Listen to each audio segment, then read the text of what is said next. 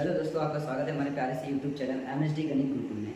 आज हम दो प्रश्न लगाएंगे जो हमारे बोर्ड एग्जाम में एमसीक्यू के तौर पर पूछे जाते हैं। वो जो दो प्रश्न होंगे वो हमारे त्रिकोणमिति यानी ट्रिग्नोमेट्री से होंगे। ठीक है, तो मैंने पहला प्रश्न लिखा है, उसको देखते हैं क्या है। 9 sec square minus 9 tan square बराबर 1।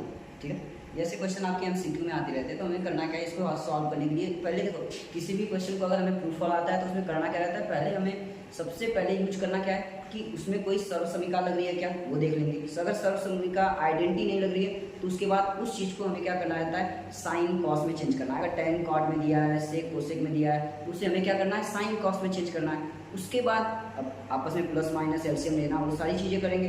उसके बाद फिर से रिपीट करते हुए सर्कल कि आइडेंटिटी लगाएं, आइडेंटिटी लगाने के बाद उसको अगर tan कॉट में आ रहा है तो साइन कॉस में करें। ठीक है, तो अभी वहाँ ऐसा कुछ यहाँ पे करना नहीं। अभी ये सिंपल सा क्वेश्चन है, इसको समझते हैं सिंपल सा। देखिए दिया क्या है, 9 sec स्क्वायर है माइनस 9 tan स्क्वायर है बराबर 1। सिंपल सा क्वेश्चन है, 9 sec square minus 9 tan square बराबर 1।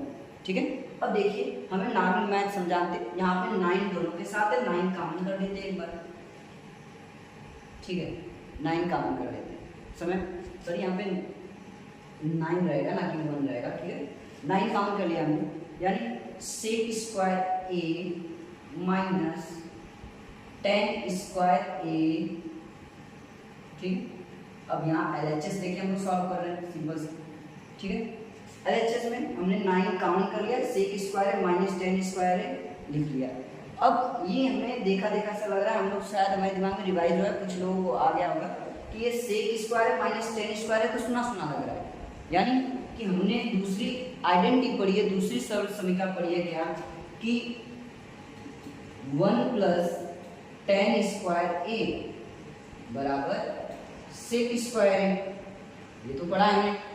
यहीं से आपको एक बराबर हम लिखना चाहें तो आएगा क्या, sec square a minus tan square a बराबर 1। यानी इस मान को हम लोग 1 लिख सकते हैं। यानी 9 into sec square minus tan square है, हमने दूसरी सर्वसमीका जो हमारी है 1 प्लस tan स्क्वायर बराबर sec स्क्वायर से निकाला, sec square minus tan square बराबर 1। ठीक है, तो यानी हम लोग 9 इंटू 1 लिख देंगे और हमारा 9 आ जाएगा, यानी 9 इक्वल टू RHS। ठीक है, यानी जो 9 है वो हमारा RHS के बराबर है, यानी LHS इक्वल टू RHS। ठीक है, हमारा LHS RHS के बराबर है। आपको सिंपल सा एग्जाम में ये देता कि आप ये वैल्यू दे देती है आपको, और ये आपसे पूछता बताओ, ये देता नहीं इक्वल में, आपसे